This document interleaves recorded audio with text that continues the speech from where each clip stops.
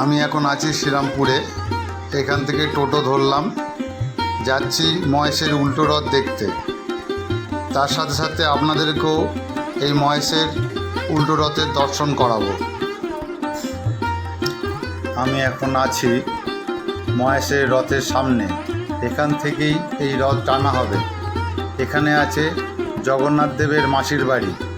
ভারতের দ্বিতীয় প্রাচীনতম এবং বাংলার প্রাচীনতম রথযাত্রা উৎসব এই মহেশের রথযাত্রা উৎসব।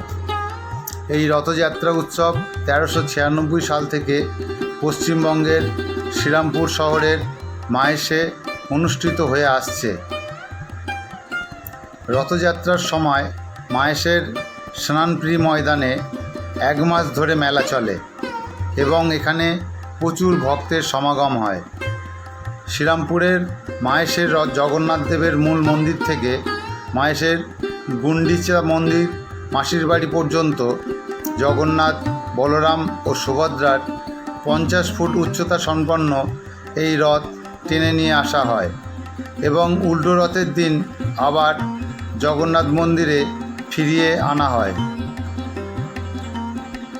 এই বছর এই রথযাত্রা উৎসব 628তম বর্ষে পদার্পণ করল।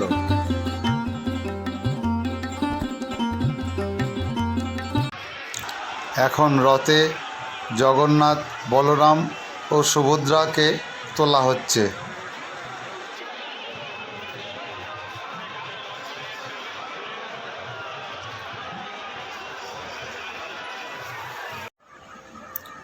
এই মহেশের জগন্নাথ মন্দির ও রথযাত্রা উৎসবের পিছনে একটি কিংবদন্তি রয়েছে।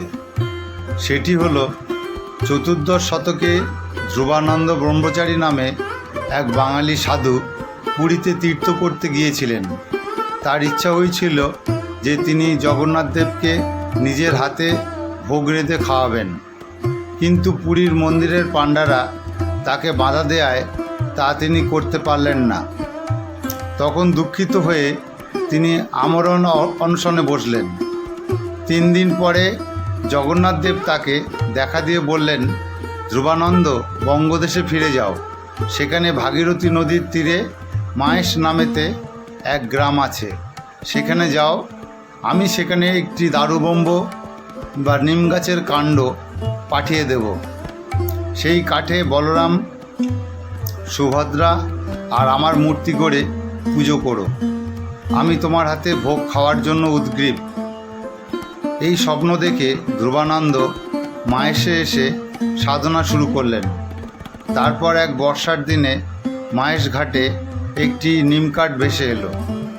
তিনি জল থেকে সেই কাঠ তুলে 3 দেবতার মূর্তি বানিয়ে মন্দির প্রতিষ্ঠা করলেন।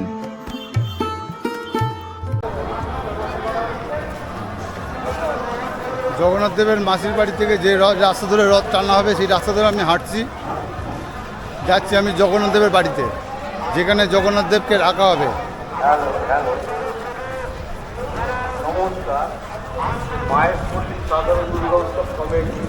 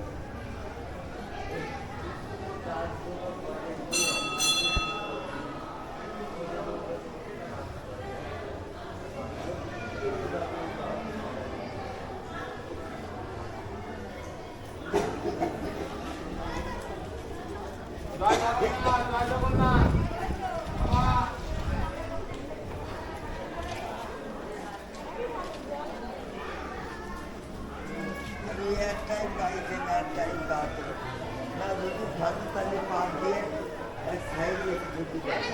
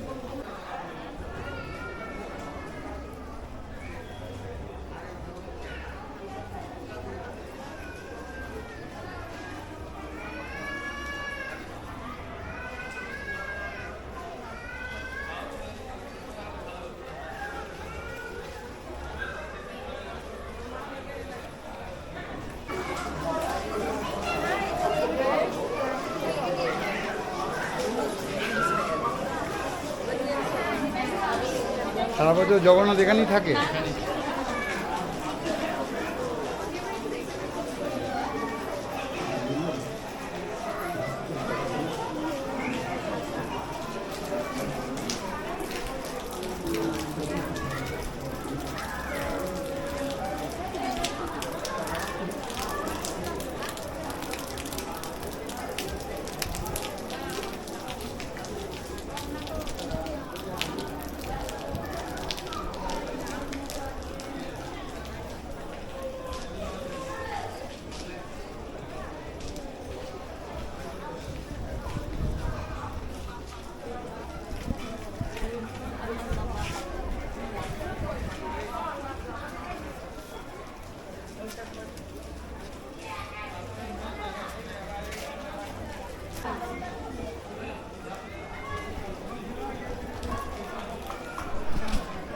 এখনও রথ টানা শুরু হয়নি। রথ টানা শেষ হলে জগন্নাথের এই বাড়িতে এসেই এখানেই থাকবে সারা বছর। এখানে জগন্নাথ, বলরাম, সুভদ্রা তিনজনকেই এখানে মন্দিরের ভেতরে রাখা হবে। খুব বড় একটা মন্দির এবং খুব সুন্দর দর্শনীয় স্থান।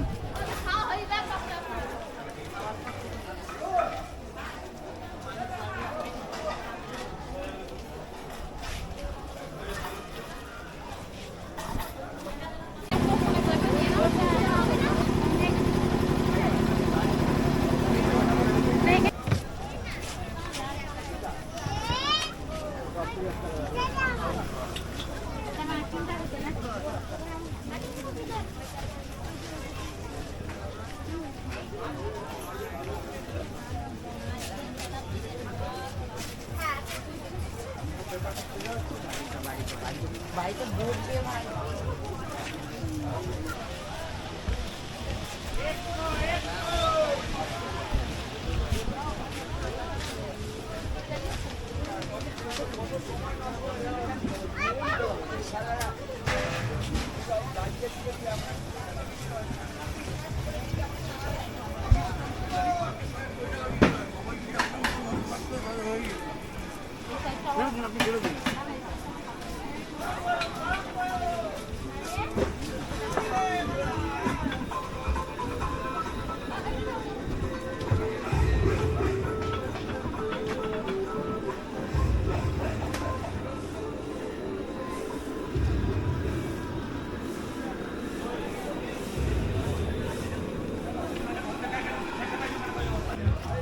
আমি এখন আছি মেলা প্রাঙ্গণে।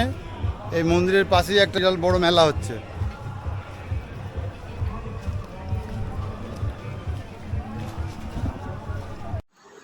এই শ্রীরামপুর মায়েসের রথ দেখতে যে সকল দর্শনার্থীরা দূর দূরান্ত থেকে এসেছেন তাহাদেরকে বিভিন্ন স্বেচ্ছাসেবী সংস্থা থেকে জল শরবত প্রদান করা হচ্ছে। সকল দর্শনার্থীদের কাছে আমাদের বিশেষ অনুরোধ আপনারা যদি দেখুন এবং রথের টান শুরু হয়ে গেছে, রথ আসছে, প্রচুর লোকের সমাগম হয়েছে এখানে।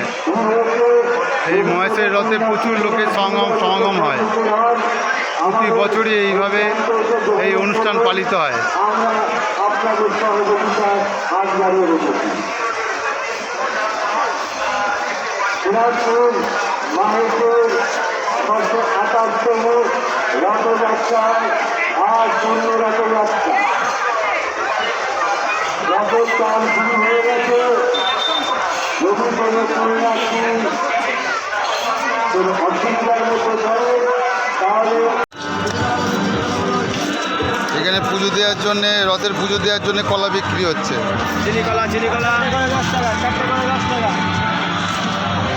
এই কলাগুলো পুজো দেওয়ার জন্য বিক্রি হচ্ছে, রথে দেওয়ার জন্য।